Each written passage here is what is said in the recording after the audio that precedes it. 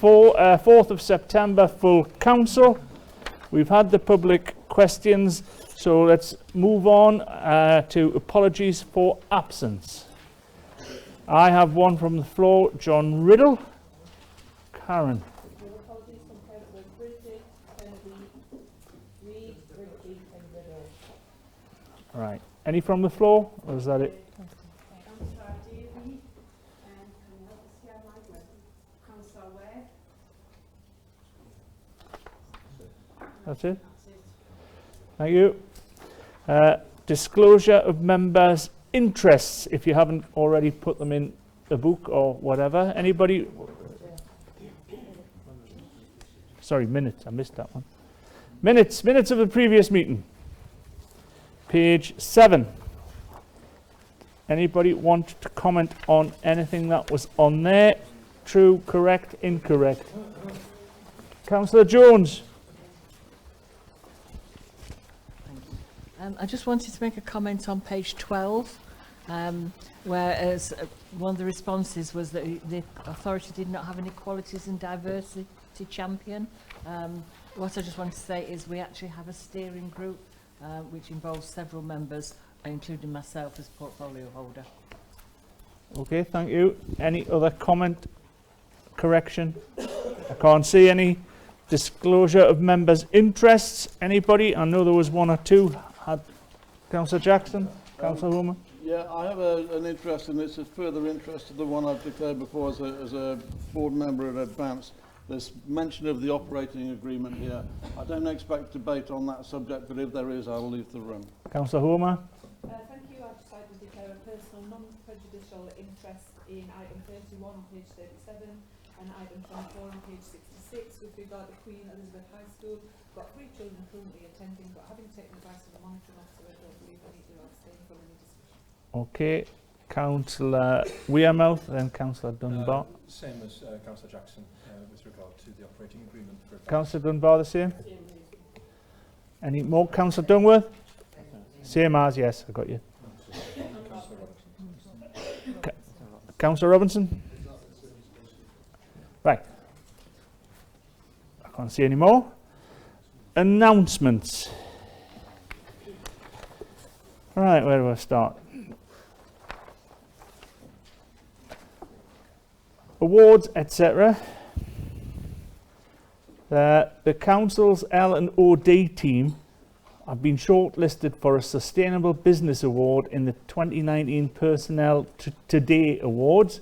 This was for work done by the team to provide a more sustainable business partner approach across the organisation by using high quality intelligence and data on all aspects of workforce performance to help steer improvements. The award ceremony winners will be announced on the Tuesday 19th of November at the Grosvenor House Hotel, London. Second, the Council Animal Welfare and Environmental Enforcement team has had success in the RSPCA's Paw Prints Awards 2019, where the team achieved a Gold Stray Dogs Award. Paw Prints is run by the RSPCA to recognise organisations which provide higher welfare standards for animals in the services they provide.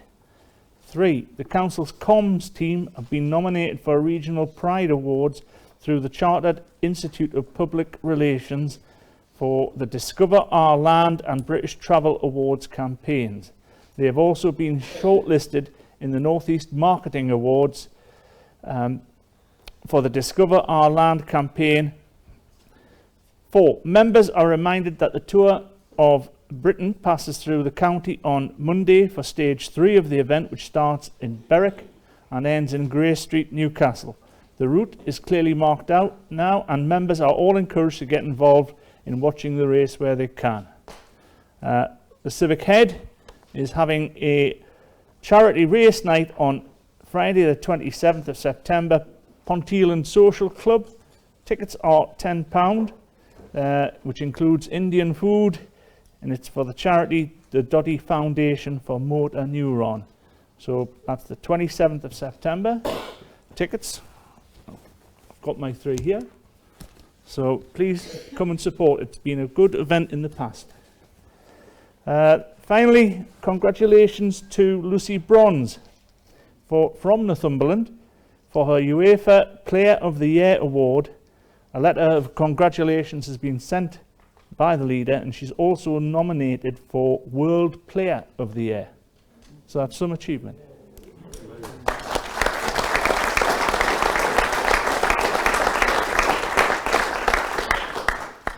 And remember to vote for Northumberland in the Tourism Awards. I think you've had an awful lot sent through to you.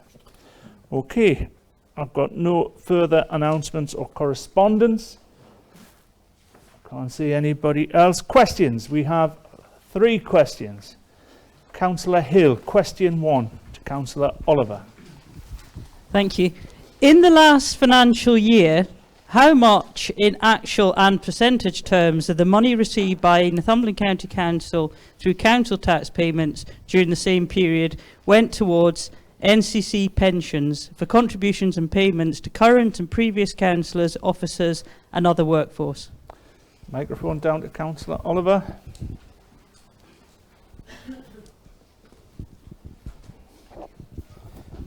Thank you, Councillor Hill. First of all, the total paid by the council into the LGPS was 31.8 million. In addition to that, there was another 0.95 million paid into the fire service pension and 2 million paid into the NHS pension. And then there was 180 million collected in council tax. So as a percentage, it's about 17% from the LGPS. However, it's not a question of sort of taking council tax receipts and paying it out. It doesn't sort of come in and go out like that. So I think you really need to look at it in the context of the overall spending of the council, which is about 900 million a year.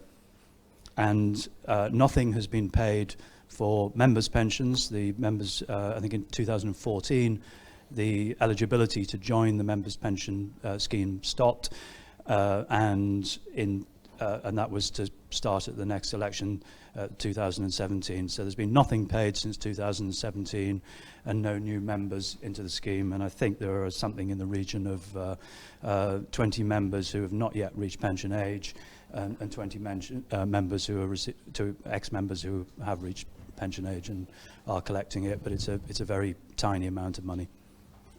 Supplementary? No. Question 2, Councillor Hill to the leader. Thank you. Recently, the administration have stated their intention to declare a climate change emergency. How would you respond to those residents who are saying that they have much more pressing everyday emergencies and problems to deal with, such as how they can pay all their household bills, and that this is all meaningless posturing? Leader. Yeah, thank you. We did debate long and hard, and we've been quite public about declaring a climate emergency in this council, and I think there's quite a degree of cross-party support for that.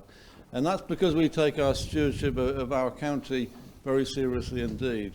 And we're absolutely determined that this council will have less of an impact on our Northumberland environment when we leave it than when we took it on. And that's just a sort of a strong feeling that we have. We also think that this council is in a position to provide community leadership on this. So we don't just expect ourselves as a council to change the way that we're operating so we have less impact on the environment. But we expect businesses in Northumberland right across the county to think the same, and we expect each and every resident across the county to think the same. So it's not just us doing it as a council, we want the whole county to get behind us in this climate change emergency. And wider than that, it's not just this county, it's obviously a national issue and an international issue. But if you don't start at a granular individual level, you'll get nowhere. Nationally and internationally, we will do our very best to lobby the government to make sure that we have the tools nationwide, but also in Northumberland, to deal with climate issues. And a lot of the actions that we're going to take and that will be in the forthcoming action plan actually will affect people in our communities in a positive way. So, for example, we're looking at fuel poverty, how we can make energy more affordable to people across this county, particularly some of those in difficult-to-reach communities. We're looking at procurement and how we can actually make local procurement more effective, and that should change our footprint in climate terms. We're looking at asset management, we're looking at income generation, we're actually looking at cost reduction so we can make our sales more efficient by cutting out some of the things that we're doing now that aren't really justified. We're looking at the planning system, how we can make new buildings more efficient.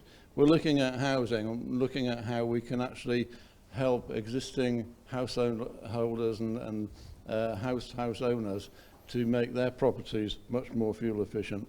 So you can see there's a whole load of ways in which we can have a win-win, a win for the county council, a win for residents right across the county, and actually a win for the environment. So I just hope we're all behind that, and I think we are. Thank you. Supplementary?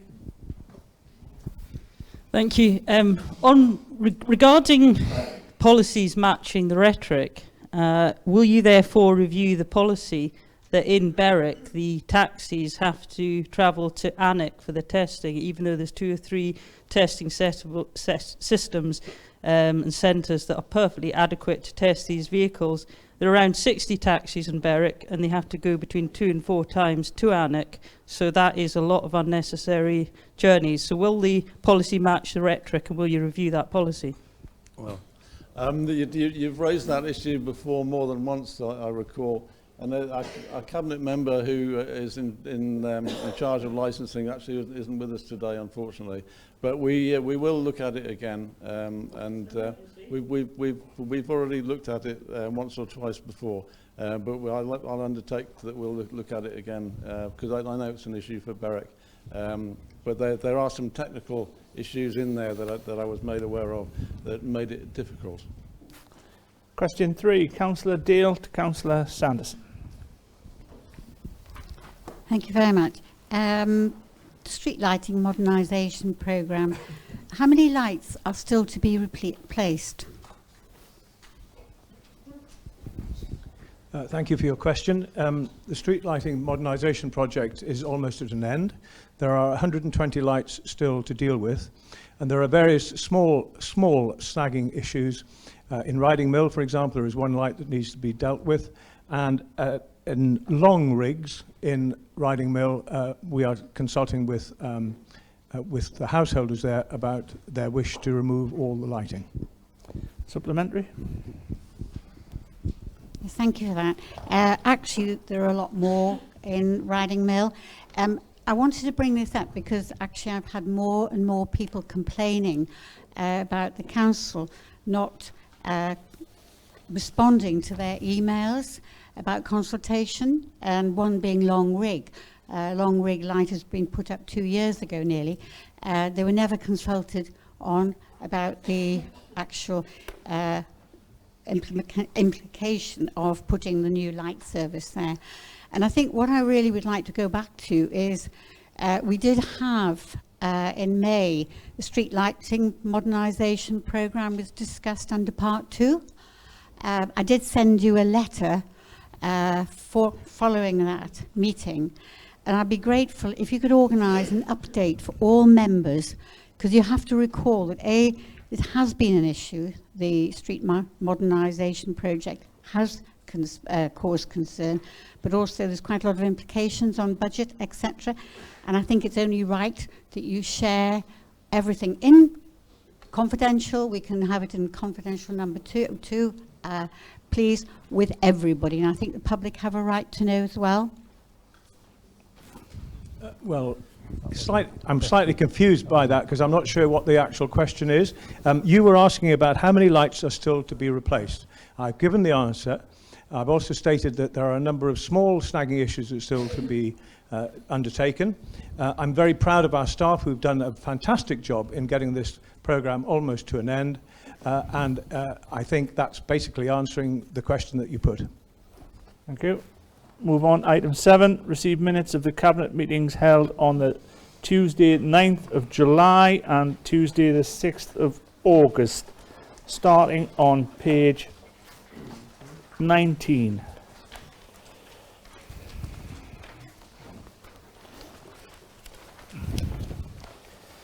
Right. Anybody, page 1? Yeah, Peter? I'm pleased to propose the minutes, Chair. Yep. Thank you.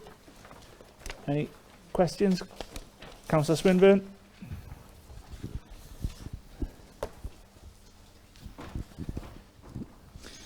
Thank you, Chair.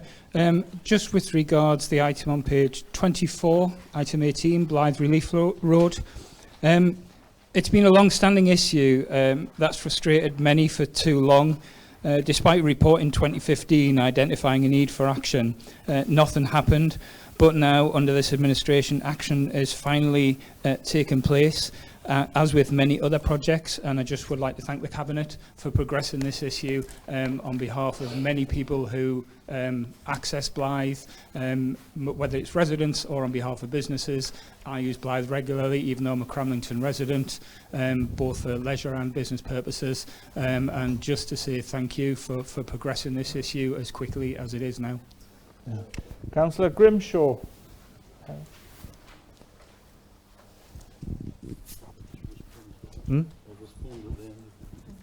Thank you. Well, I would like to dispute that, because this has been ongoing for quite a number of years, and for this administration to try to take credit for work that's been done in the last administration is absolutely despicable. So I do think that we should take quite a bit of the credit for this, because it has been ongoing quite a lot of issues that this administration has taken credit for, every opportunity they can for to brag about it, whether it be about Blythe Relief Road or anything else that we did. It's an absolute, it's tosh, Right, absolute tosh. We are on the minutes. Yeah, I absolutely agree. Right, But I mean, Councillor Swinburne is more or less saying that he is welcoming this administration for doing it, and indeed he's wrong. Thank so you. just for clarification. Councillor Jackson?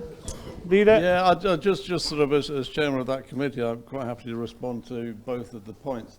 I think, you know, if you ask people in Blythe whether they feel like they've been neglected for the last 2 decades, they probably agree with you.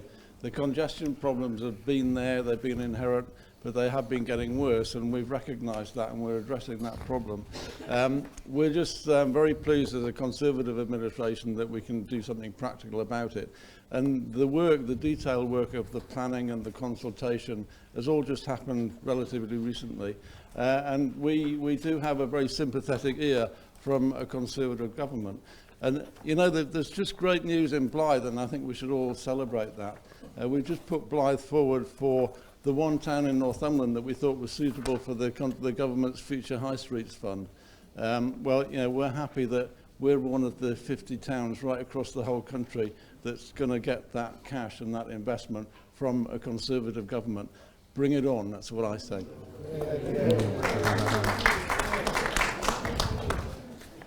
Right, pages.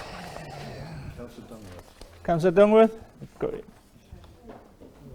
Thank you. Until we're gearing up for the general election. Can't you?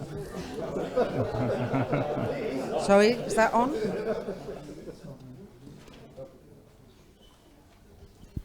Okay, and I would just ask that actually we try and keep that outside of here. I personally don't have a problem with whoever's in administration getting the credit for something that happens. What I do have a problem with is the current administration saying nothing was done beforehand, because that is quite obviously untrue. In this very report, it talks about a report in 2015. Work was being done before that. So let's play fair here, okay? To say that people are not interested in Blythe is rich coming from a Tory party who until recently didn't know that Blythe even existed. So if we're going to start slinging around accusations about places that matter and places that don't, I think you need to look very carefully at yourselves first. But please, can we move on from this all the time? Because this is not in the interest of the people of Northumberland who listen to these meetings for what we're going to do and how we're working to make things happen, not point scoring. Right, Cabinet of the 6th of August. Anything on there that people want to go at? Who? Councillor Sesford. Thank you very much, Chair. Page 37, where it's on about the outcome of the tender for the Hexham New Build Schools for Hadrian Learning Trust. I'd just like to say that as a member for Hexham, how pleased I am to see that this administration has provided the desire and the finances to build these 2 new schools. Queen Elizabeth High School especially is a school that was in a terrible state, having been neglected year on year, becoming one of the worst, if not the worst, in the county. And yet, despite this, the management, the governors and the staff still managed to produce such absolutely magnificent results for their students. Heaven knows what might be able to be achieved in the future. As a former teacher myself, it's heartened me to see Councillor Daly's commitment to the educational offer, that's easy to say, the educational offer for our students and staff. Councillor Sesford, it is questions, remember. Well, I'll come up with a question in a second. Commitment on the educational offer for our students and staff, not just in Hexham, but throughout Northumberland. I've been approached on numerous occasions during the last year or so in my hometown by people who have said how happy they are that this administration has managed to resolve the problems that have existed for many, many years in such time. Could I ask Councillor Daly to expand on the number of schools that have been upgraded, shall we say, in the course of this administration, which is only just over 2 years so far? Councillor Daly, do you want to... Thank you for that one. First of all, just as a general point, as an administration, since we came in 2017, we made a commitment from day one to invest in our school stock, which has been neglected, even through building schools for the future under the previous Labour government. Northumberland was kind of omitted from most of that. So we've had a package of around £150 million put in. We're committed to a brand new learning project within Berwick upon Tweed, so that's for the new high school there. We've got James Calvert Spence in Amble. We've got Astley High School, which again, I had a meeting early doors with the leader of the opposition within, I think, the first few months that we were in power, and I made an absolute commitment to make sure that Astley High and Whitrig had a brand new build offer. We've also had and committed to investment in Hayden Bridge, which is a £4.6 million vocational centre, which is currently being built. In addition to that, we're also putting investment into, and it is later on in the report, preserving and protecting the 500 spaces that we've created within Seton Valley and the Blythe Partnership for extra capacity, and in addition to that, commitment around special education needs as well. We have a huge amount of work which has been done in a very short period of time, and I want to put on record my absolute thanks, appreciation, and I have to say admiration for the staff who work for this council, who literally have worked day and night, sweated to get business cases put together, working with contractors, working with our school partners to make sure that things are being delivered. And if you look out of the window there, you will see our brand new 400 place Morpeth First School. Under the previous administration, that was going to be a McDonald's drive-through. We're teaching kids, not selling burgers. Councillor Beenan.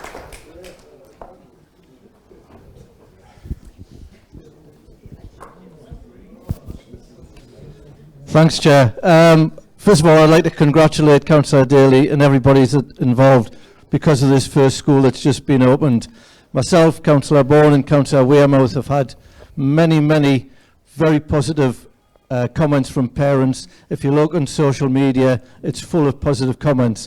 But my question was, and Councillor Daly's half answered it already, do you think that's better use of land than what the last administration was going to do and have a McDonald's and a pub in that place?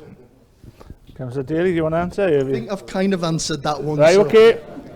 Councillor Swinburne.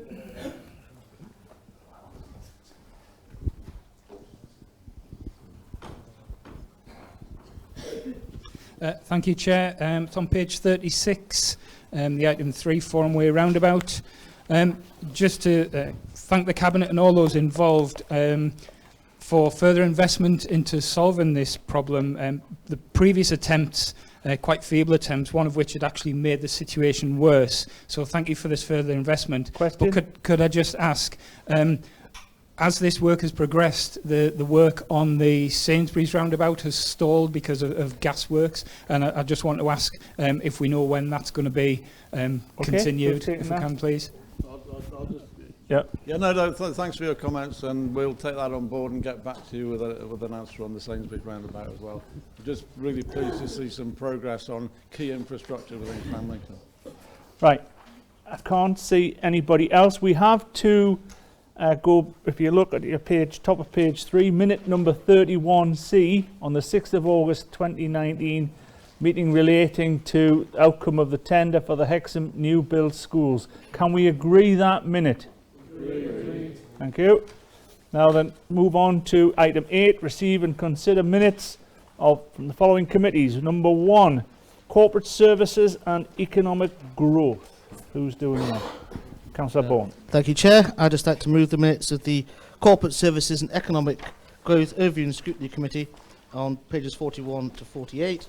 And I'd again just like to bring your attention to page 43, where the committee unanimously supported the very recent work done on the Blythe Relief Road and recommended to Cabinet, which they duly agreed to progress on this excellent project. Okay, any comment? I cannot see anybody. Let's move on to Family and Children's Services. Can we agree those minutes? Family and Children's Services held on the 6th of June. Councillor Renner Thompson. Thank you, Chairman. I'll move the minutes of Family and Children's Services Overview and Scrutiny Committee, pages 49 to 68. I would draw members' attention to page 59, where there is a part on elective home education, which is something that is an issue in the country at the moment. People off-rolling their children from mainstream education. And if you're not aware, once you take your child out of mainstream education, Ofsted loses the right to go and inspect them, so we don't really know what's happening. Members were disappointed that the Home Education Duty of Local Authorities Bill failed or wasn't progressed through Parliament, which would have given us the power to inspect these children and how they're being educated. But it is something that we've taken up, and one of our local MPs, Anne-Marie Trevelyan, has also taken an interest in this, and I believe the Vice Chair of the committee has had a meeting with her in regards to progressing something forward on this. So we'll hope to have something for you in the next couple of months. Thank you. Any questions? Can we agree the minutes? Next one, communities in place. Now then, Councillor Reid is not here. Brian Gallagher, Councillor Gallagher.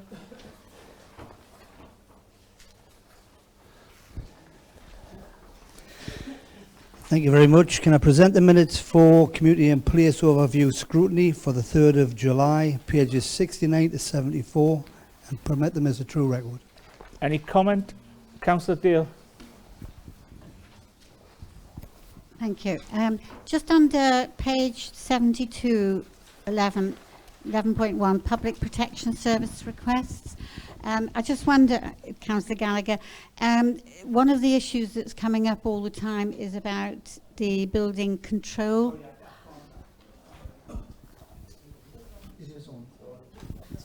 Can you not hear? Can you hear me now? Right. Sorry. Just under on page 72. There's the Public Protection Service requests. At the present time, there's nothing mentioned in there about the building control sector, and I'm having constant concerns raised with me about the status of the service they're delivering. But I wonder if you could possibly, through your scrutiny committee, investigate that further and find out more information. It is a strategic service that has to be delivered, so that would be helpful if you could do that, please. Thank you. Nothing further. Can we agree those minutes? Okay, health and well-being, overview and scrutiny. Councillor Moore for the first one. Where is he? Thank you, Chair. I'd like to move that the minutes of the meeting for the Health and Wellbeing Overview and Scrutiny Committee meeting held on Tuesday the 4th of June 2019, pages 75 to 85 are a true and accurate record. Councillor Dale. Thank you. 09, page 79. I'm sorry, it's not accurate. In the second paragraph, in response to information about the mending broken, which had identified 5 postcard areas in the county as missing necessary community public access defibrillators. There's what has got there, Riding Mill and Broomhoff. We have one in the village hall outside. So could you change that, please, or inform them? Okay, thank you. That's noted, and it will be discussed at the next meeting. Thank you. That's noted. Thank you. Councillor Dungworth. Yeah, thank you, Chair. I wanted to speak on the same item. I was there at that meeting, and what's been recorded here was the report that was given us by the ambulance service, which I challenged because I knew it to be incorrect from my own ward. I've subsequently found out that in other places the information is incorrect as well. So I know following that meeting, the members of the committee were circulated, were provided with a list of where they all are, which did confirm that. And could I ask that that list is circulated to the whole council, please? Is that possible? Yeah, that's agreed. Yeah, absolutely fine. Okay, can we agree these minutes? Agreed. Now let's take the second meeting. Councillor Watson, where are you? Thank you very much, Chair. I'd like to propose acceptance of these minutes, and I'd like to point out on page 92, paragraph 24, urgent business, and I would just like to read out to you a couple of the sentences that's in that middle paragraph. And the reason I want to read this out to you is that all members of this council received an email sent out by someone else with allegations regarding this service which were actually totally untrue. And so just to be for the record, what we've said here, and this is a fact, the new model would improve quality of care and not reduce patients' choices. It was not privatisation. It was no different to previous arrangements. There would be some subcontracting, but it did not represent a new way of working. The budget had been reduced, but better care would now be provided, and there would be no job losses. If you can remember the email that came out to you from a member, all of those things were alleged. I just think it's very important that if we're going to make allegations, we actually try to base them on the truth. So with that comment, I would like you to accept these minutes, please. I don't see any hands. Can we accept those minutes? Thank you. Health and Wellbeing Board, that's me. Pages 95 to 101. Councillor Dickinson. Hello, Chair. Just reference to page 101. I am that board member, and I just wondered if you could clarify while you're here whether the letter that was agreed by the board was sent to NHS England and whether you had a reply, because I haven't seen one and this was back in June. I'll have to ask. I can't remember if it has or hasn't, but I'll get back to you. Any further on that minute? Okay, can we agree them? Right, Audit Committee, Councillor Hill. Thank you. Present the minutes of the Audit Committee meeting on the 24th of July as set out in page 103 to 112. I think it would be right for me to draw members' attention to page 104 to 105, where the annual accounts for the year ending 31st of March have not been signed off because Ernst & Young are investigating a whistleblowing complaint. Any question, comment? No. Can we agree these minutes? Right, hold on. And we are come to Standards Committee. Councillor Armstrong, you're not chair, but you're vice chair. Can you present these? Thank you, Chair. I'd like to present the minutes of the Standards Committee held on the 18th of April, pages 113 to 116. Any comment, question? Councillor Robinson? Thank you, Chair. I'm very concerned about one of the statements in here. And it's the bit they agreed that... Can you see where? Page 114, bottom of the page. Councillors should be presumed to be acting in an official capacity in their public conduct, including statements on publicly accessible social media. I'm a member of various groups on social media that have absolutely nothing to do with this place.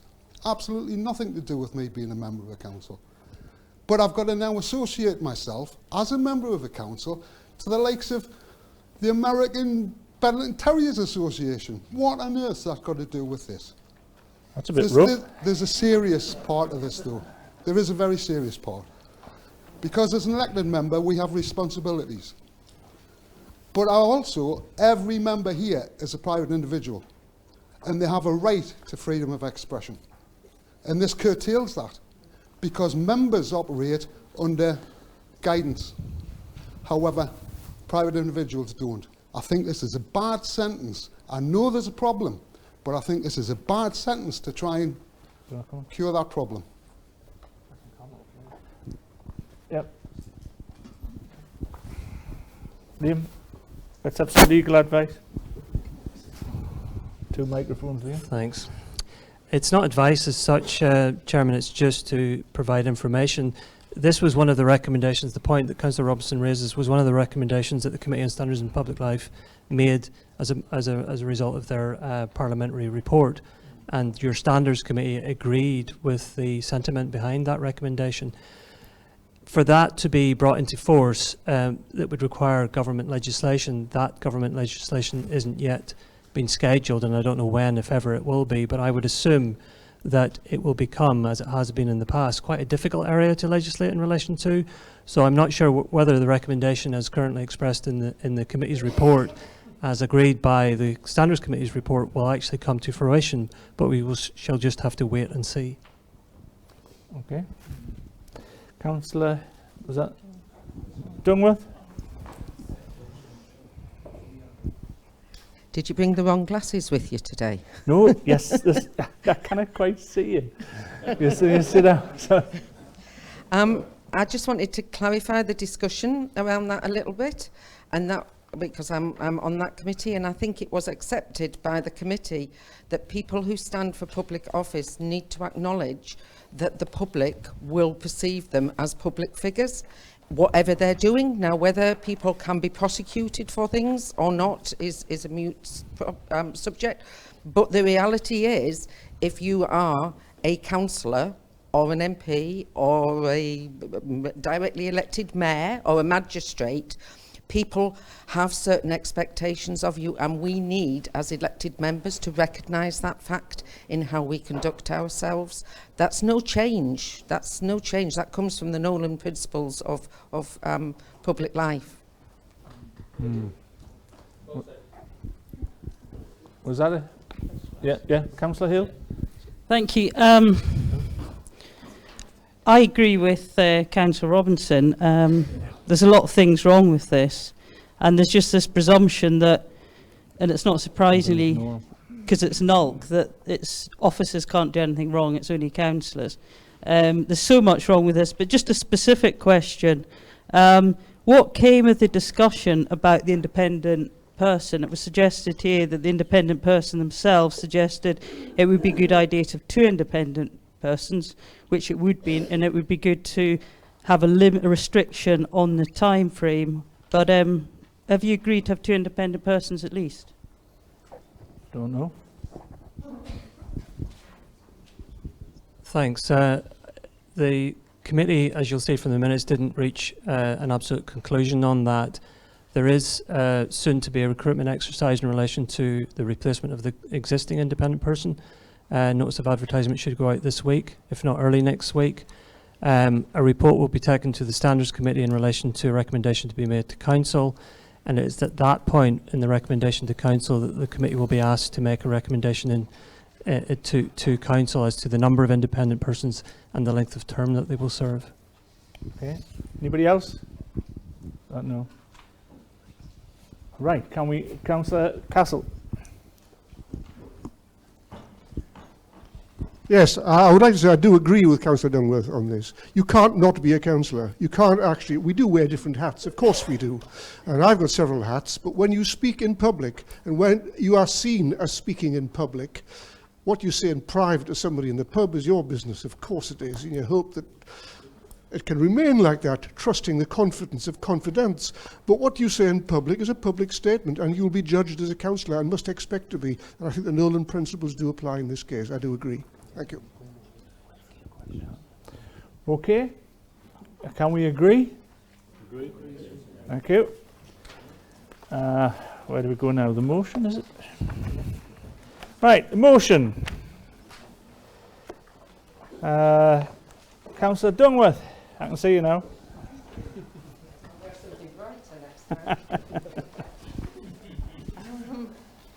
Thank you.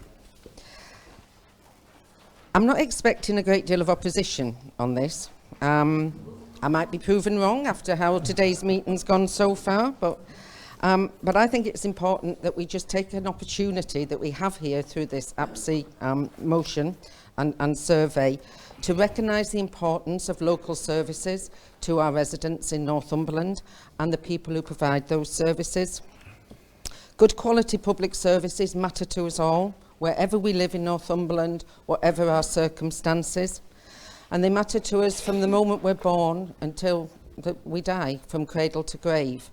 Very often those services aren't seen. People just go about their daily lives and have certain expectations that when they walk out in the morning, their streets will be clean, their bins will be emptied once a week, their parks will be looked after, their children will be fed at school, whatever. And I think what this motion is doing is asking us to promote the work of those people and to make sure, and I'm not saying that we don't do this. I think, you know, we already go a long way to actually highlighting the work of our public service workers, but that we take a bit more opportunity, particularly around the day on the 18th of October. There is a correlation between people's physical and mental health and the environment in which they live. And that is well proven. There was a report yesterday to the Overview and Scrutiny Committee. It was the annual report from Public Health, quite rightly talking about the importance of public health and the things that help people to be more resilient, to give people a better chance in life. A lot of those things are provided by our very own workers. Those workers are often hidden behind the scenes. They're often the lowliest paid of the people who work in local government. They ensure that our society works, and that sounds a bit dramatic, but it's quite true. And they improve the quality of life for everyone. They're the cleaners, they're the caretakers, they're the administrators, they're the school meals cooks, they're the people who look after the environment, clean the beaches, man the car parks, do the roads. All the things we constantly talk about, not just in this chamber, but very much as ward councillors, the things that people will come to us about in surgeries. And even those bigger things, those bigger issues for us as an authority, those statutory services around education and social services, they're supported by local services behind hand. Those things wouldn't happen if those background staff weren't there to make it happen. So I would move this motion. I'd ask you to support the Local Services Day on October the 17th. And I would make particular reference to points 2 and 5 in the report, which is about fair funding. And I would ask the administration of this council and the people particularly responsible for local services to make sure that we are constantly raising the issue of fair funding for local government, and that and a decent settlement that allows us to remunerate people accordingly. Because, as a final word, the people who deliver our local services, 9 times out of 10 are also residents in Northumberland. So it is money that is back into our economy, it's health that's back into our economy. So really it's a no-brainer not to support this. So I will ask you to support the motion. Do we have a seconder? Second that, Chair. Councillor Jackson? All Right, thanks, Chair. I think there's no one else indicated to speak. I think there are statements within this motion that you actually haven't talked about, but they're in the motion, and that's why many of us in this room will find it difficult to agree to it. And so we've actually come up with an amendment which actually encapsulates the things that you were talking about that are actually pertinent to Northumberland. And it does seem perverse to us that you're using council time as a Labour group to put forward a national one-size-fits-all motion on such an important subject. This motion is an absolute motion, and it could effectively just have been downloaded from the internet. And there's so little care gone into it that the actual service name is not correct. We haven't had neighbourhood services in this county for a long, long time. It's called local services now. And I think it's a disservice to the people within those departments not even to use the correct name for their department. And it would be wrong of me not to mention at the start just how big a role local services play in our county, and how we've been struggling to actually rescue quite a number of them since Labour left us such a mess 2 years ago. And what I would suggest is that the Labour leadership actually go around this county and get a look around and see what a fantastic county this is, and what a fantastic job the people who work for this county council do in each and every community. So in terms of local services, we've actually started a better process of even just mowing the grass. We've tidied the flower beds up. We've planted replacement trees. We've actually made the whole county presentable again. We've made it clear that when we began our administration, that our frontline services should remain firmly in-house, and that we should do everything ourselves as a county council to maintain control. So unlike many other councils who privatised their services, we've gone the other way.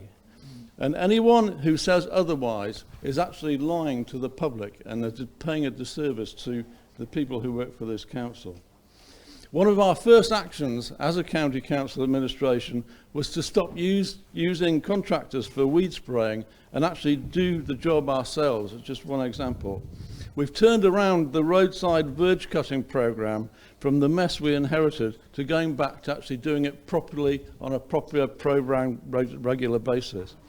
And instead of talking about new car parks, we've created and are creating actual parking bays on the ground in places like Sea Houses, Craster, and Morpeth, and in Hexham.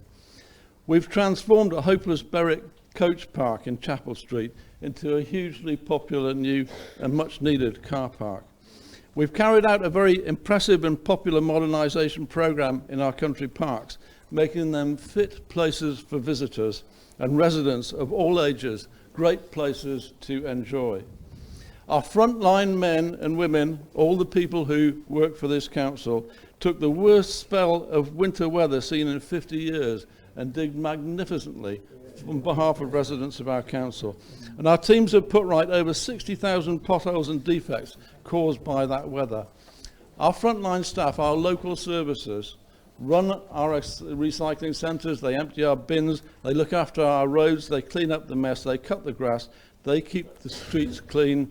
They make Northumberland a county to be proud of. And anyone who dares criticise the good work of our dedicated council staff should hang their heads in shame. Now, the underlying thrust of this motion of yours is actually critical. So you're saying that there have been £6 billion taken out of neighbourhood services spending across UK councils. That's just rubbish. In this council, we know locally, and that's spread nationally, that there has been some reduction in government funding, but that's been made up by council tax funding. So the overall spending figures have stayed roughly the same for quite a number of years. And another statement about recognising the consequences of neighbourhood services being lost to communities and delivering the most minimal level is damaging to our communities. Well, that's effectively implying that we're doing a bad job in Northumberland, and we would maintain that we're doing the best job possible, and year on year it's actually getting better. So I'm actually going to propose a formal amendment to this motion. I think it's been passed around, but I'll read it out. All right, well, can we pass it around, and I'll read it out while you're doing that. This council notes that local services are essential to the health, well-being and vitality of local communities. Local services are those delivered at a neighbourhood level by local councils. Services such as refuse and recycling collections, highways maintenance and repairs, parks and street cleaning, local leisure services and even school meals. These are all services highly valued by the public.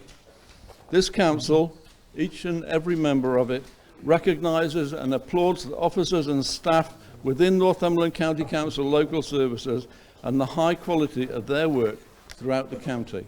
I think that's just a simple statement of where we are now and what we would hope and expect our staff to do for our county. I'll give a couple of minutes for you to read that.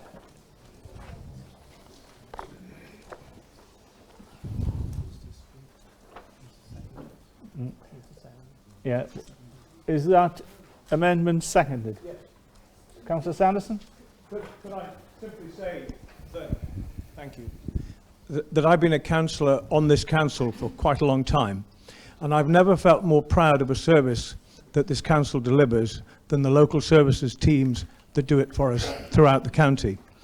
I'm grateful to Labour for raising this point, because it allows us in our amendment to express our heartfelt and genuine thanks to all those people that do all that work on our behalf. So a big thank you to them.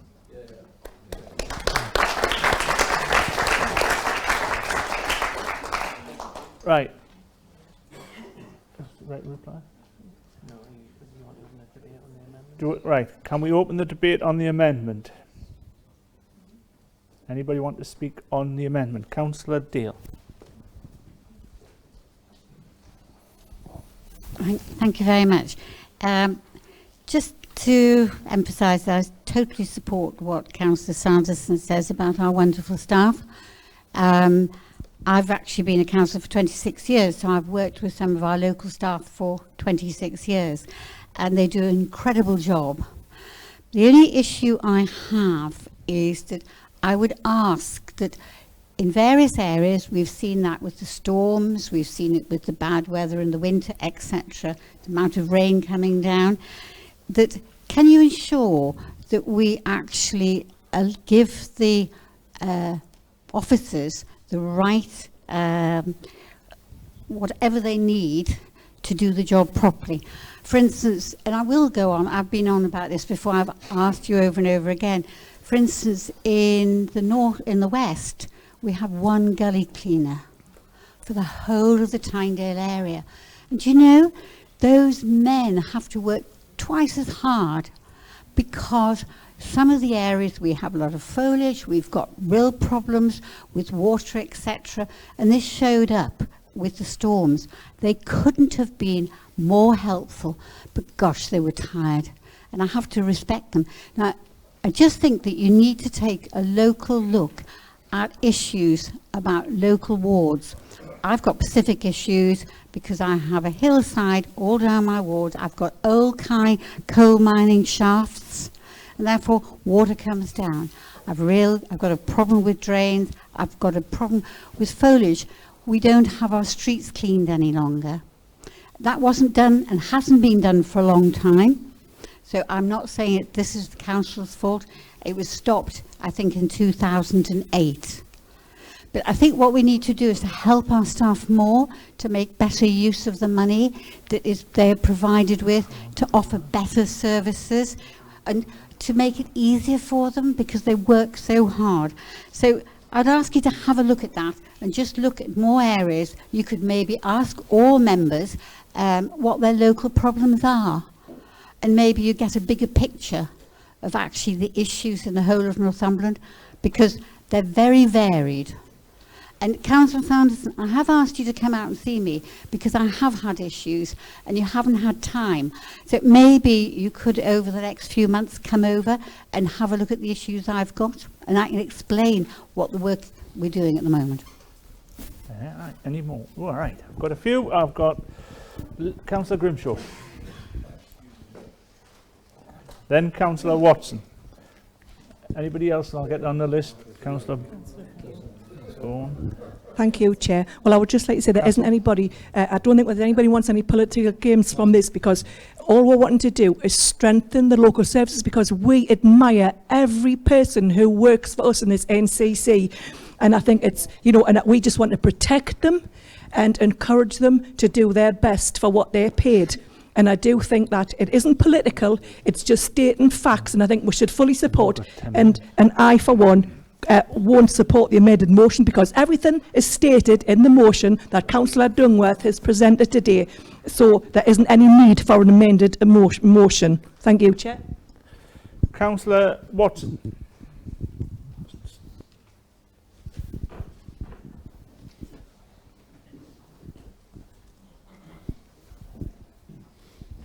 Thank you. Now we'll go to Councillor Vaughan after this. I would just like to endorse some of the things that have been said and just to add a bit to them.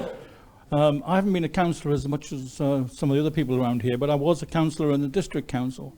And what I'm really pleased about is the way that this council has taken on the role that the district councils did, as well as that the county council did.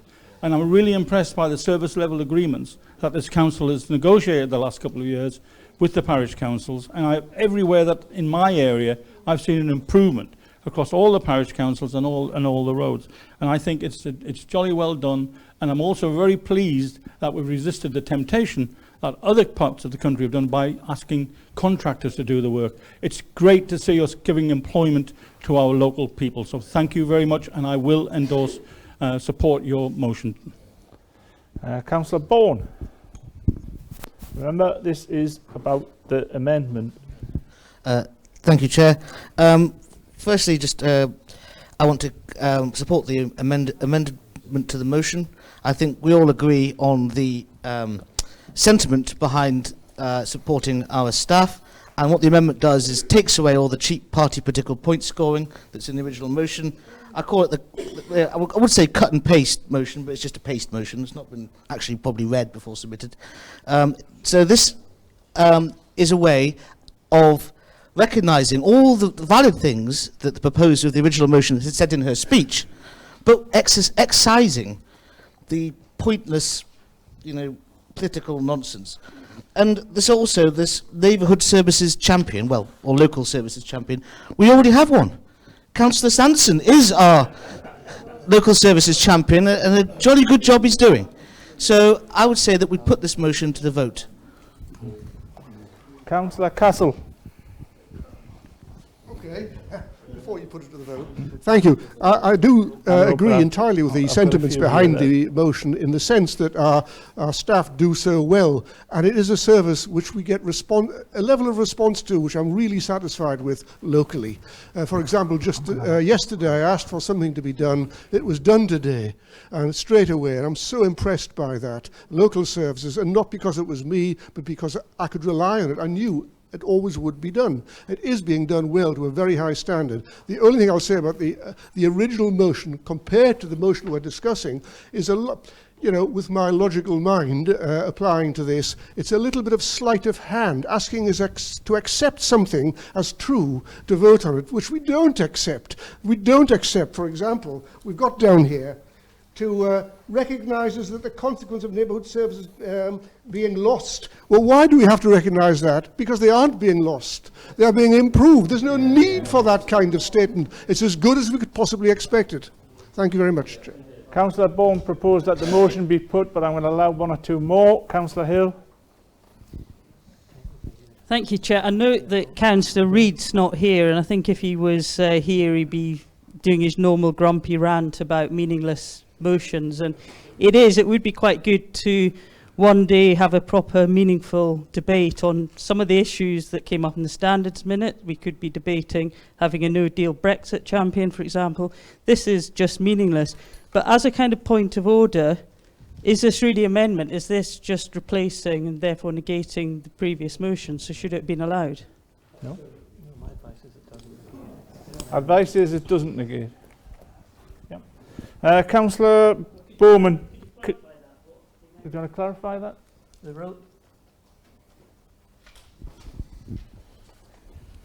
The rules of procedure allow words to be inserted and words to be deleted from the motion, provided that it does not negate the motion. In my view, having considered this amendment earlier today, whilst it is a significant amendment to the original motion, I have concluded that it does not, in effect, negate the motion. I can see Councillor Swithenbank shaking his head, but that's my balanced judgment on the matter. That's my advice to right, hang on. I'm in charge. Councillor Bowman. That's my advice to. That's my advice. Sorry, Councillor Bowman. Thank you, Chair. Just bring a point. You talked about funding local services. It's strange. I've only been a councillor since the 5th of May, the 2nd of May, sorry, and it's rather strange when I speak to local services and officers and managers here. They say, sorry, can't do it, no money.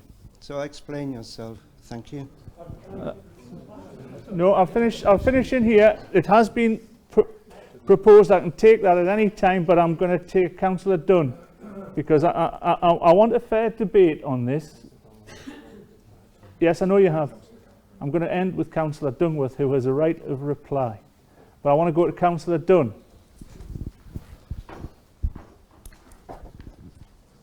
Yes, thank you, Chair. With regards to the amendment, I have to agree with the second paragraph, which says that we all appreciate the work done by the staff and the quality of their work. But I have to disagree with the fact that our communities are getting better, because I would invite Councillor Sanderson to come to my parish meeting tonight, and I can guarantee you it will all be complaints about litter, about weeds and about the roads. I'm loath to bring these to the attention in a public place. I like to go to the officers because I think they are doing their utmost best, but in some places it is just not working.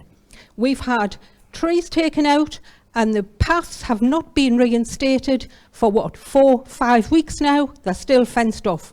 The weeds are a foot high in some places, and the litter is a constant course of people complaining. I'll let Councillor Sanderson come back. Thank you. I'm going to go to Councillor Dungworth to sum up. Or right of reply.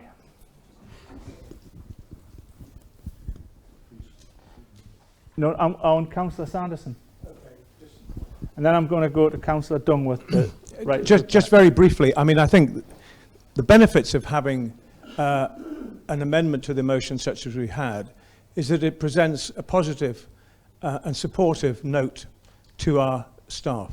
What doesn't help is when we have members standing up complaining about issues that they could easily sort out themselves if they continue to act as their proper representatives of communities. I'm more than happy to come to any parish council. I go to plenty of parish councils, and of course there are times when we can't help, and the new member, he hasn't quite probably got into the system yet. Of course there are areas that we can't help with sometimes if they are beyond the budgets that we've already agreed, but there are opportunities for you to put forward schemes within the local transport plan and using your own members scheme to do that. And just as an example, a member stood up and asked me a question last council meeting about the cemeteries in Berwick, and arising from that was the state of a couple of the buildings at the cemeteries, that they weren't in very good condition.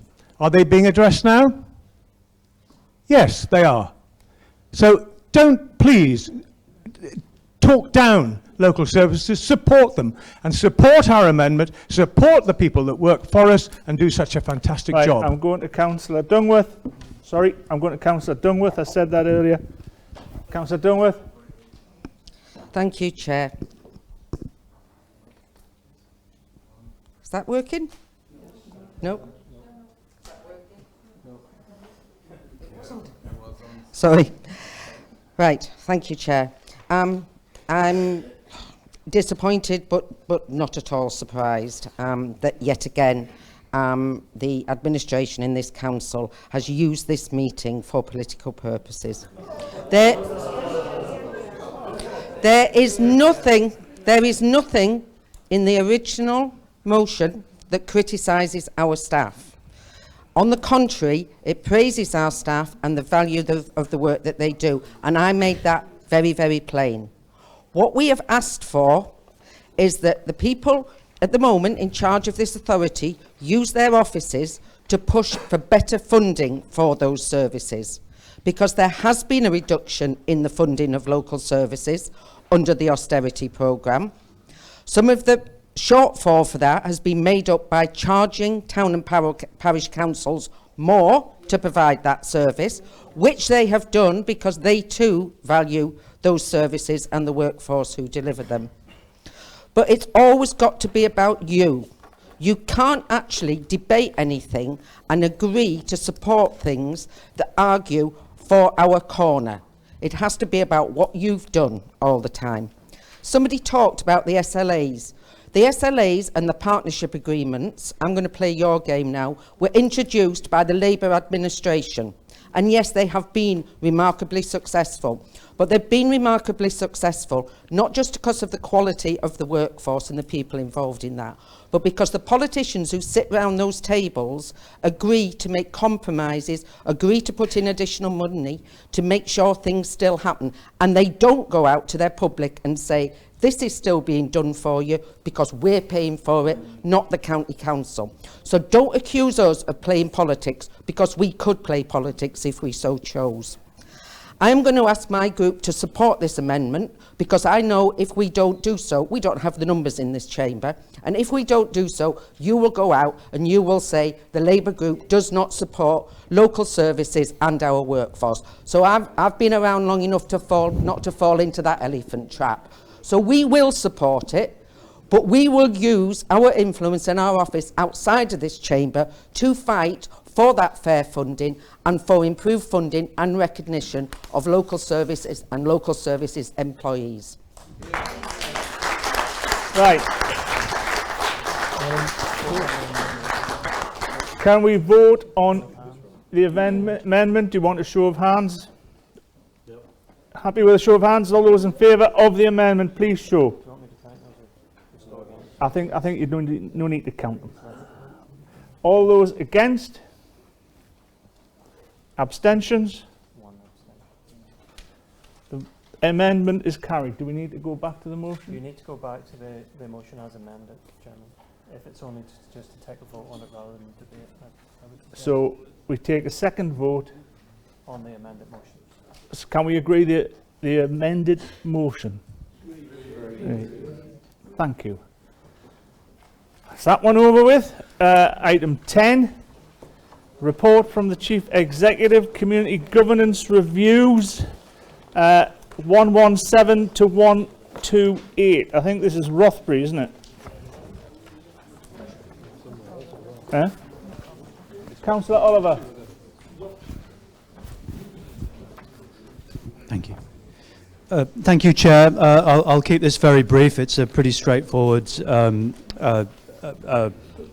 item of business, and the member whose ward it's in isn't here. But quiet, please. So the recommendation is that the council is requested to agree that Cartington Parish Councils be abolished, and that was at Cartington Parish Council's request, and that its areas are split between Rothbury and Thropton Parish Councils, as indicated on the plans in the report.